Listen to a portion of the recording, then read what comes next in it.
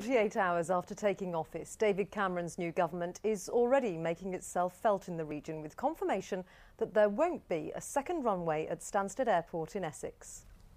It's now 7 years since the first plans were made known. Since then, the owners have spent £180 million paving the way for expansion.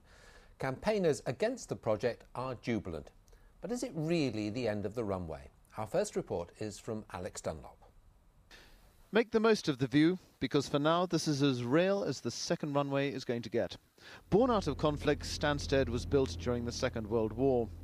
When the Queen unveiled the new terminal, few could have predicted its growth. Its owners, BAA, say a predicted 68 million passengers by 2030 means it needs another runway.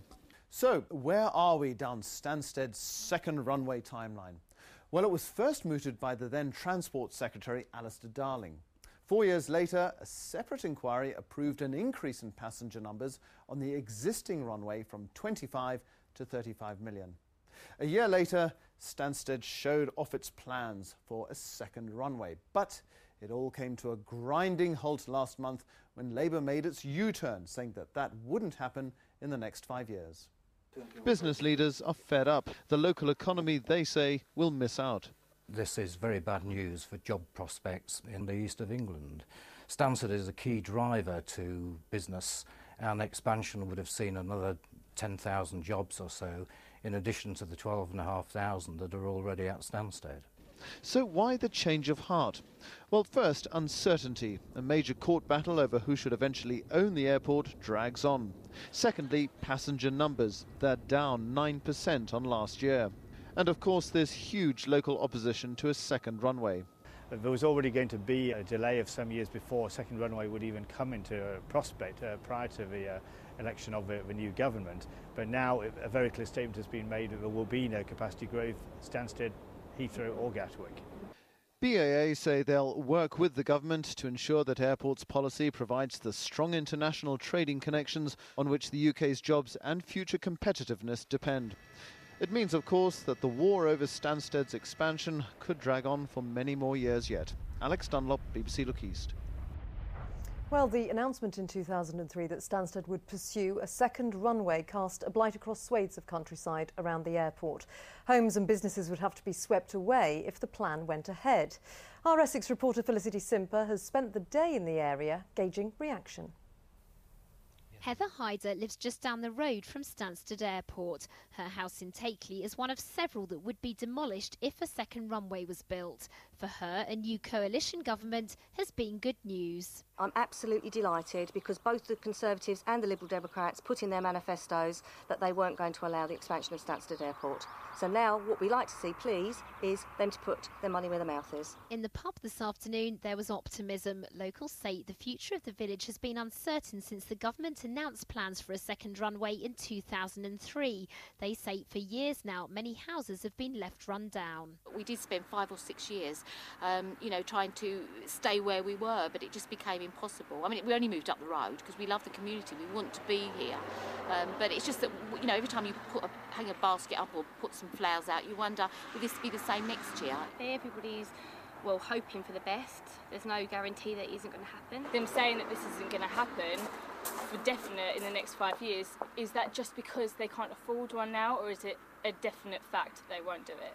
And that's what everybody still has in their mind. For the Stop Stansted expansion campaign, it's not quite over yet. Even if BAA withdraw their application for a second runway, they say they still have hurdles to overcome. In the long run, we've got to make sure that a second runway is ruled out in the national policy statement that's going to be drawn up under the new planning legislation. And when that's done, I think that we really will be able to talk of victory. For this unspoilt village, it's a partial victory, but campaigners say they'll keep up the pressure until plans for a second runway are completely vetoed. Felicity Simper, BBC Look East, Takeley. So, where does today's news leave you? If you're affected by the decision to scrap the second runway at Stansted, do get in touch. You can ring or email us. There's still no sign tonight of official help for investors who've lost millions of pounds in the company Key Data.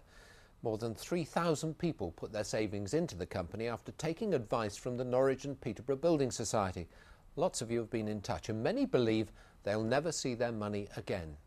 But we have found one pensioner who's recovered some cash. Stan Marnie's model trains may be on the rails, even if his investments aren't. The pensioner from Overstrand in Norfolk put £15,000 into key data through the Norwich and Peterborough. He recovered £7,000 by complaining. He's not holding out much hope for the remainder.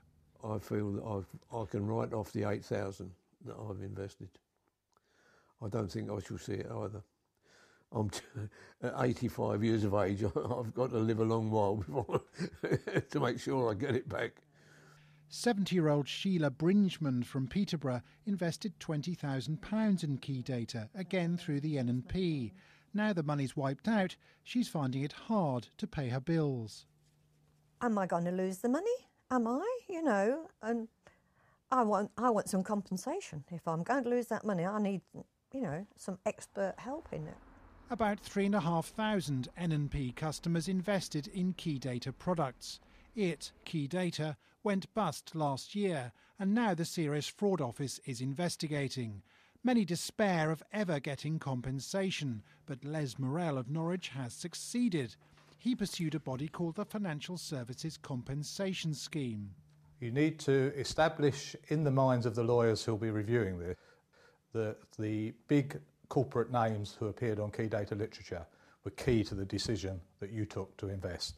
The maximum that the Financial Services Compensation Scheme will pay out to any individual is £48,000.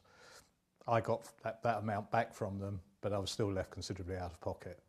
But Les fears many key data victims, perhaps less financially literate than him, may find it hard to pursue claims. Richard Bond, BBC Look East. And the Key Data Victim Support Group has a website on the Ning social network site, if you've heard of that. If you need further information, you can log on to Key Data Victim